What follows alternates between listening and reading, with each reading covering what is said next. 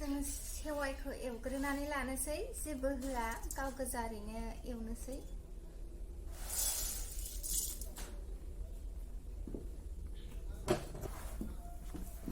जेबो होआ बेहाय ओरैनो गाव गोजा गेसनि फ्लेमखौ मिडियाम होनानै 3-4 मिनिटसो गाव गोजा ओरैनो एवग्रोनोसै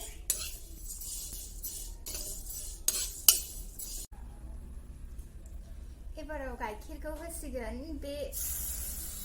बेखौ खांना दोनखांनानै गाइखेरखौ होनोसै एबाराव गाइखेरखौ होगोन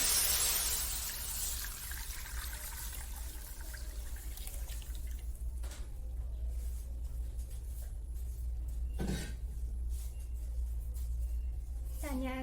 गेसनि फ्लेमखौ बारायनानै होफिनबाय आङो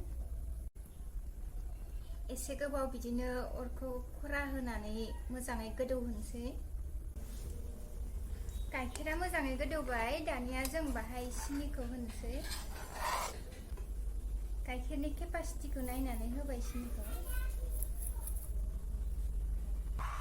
2 मिनिटसो दसे एरबावबाय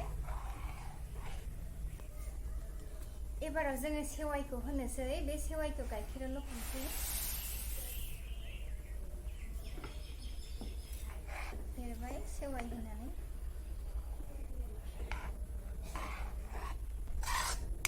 एसे गोबाव बिदि एरना होबाय थाबाय दाना नै सेवाइया बेबायदि जाबाय जोङो बेवहाय एबाराव मोनबायनि सेवाइया मोजाङैनो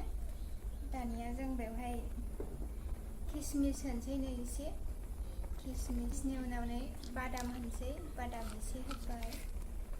बे माबा होबाय काजु बादाम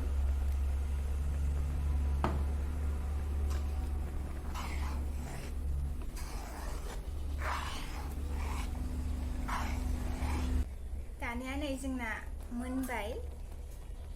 गेसखौ अफ खालामसै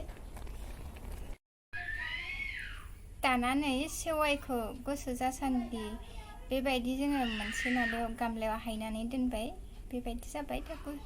दा जोङो दसे थानानै जानोसै नोंथांमोनाबो सेवाइखौ गाइखेरजों बिदिनो एवनानै जाबानो जाबाय लोगोसे किसमिस बादाम काजु बादाम होदेरफाबानो जाबाय टेस्टि जायो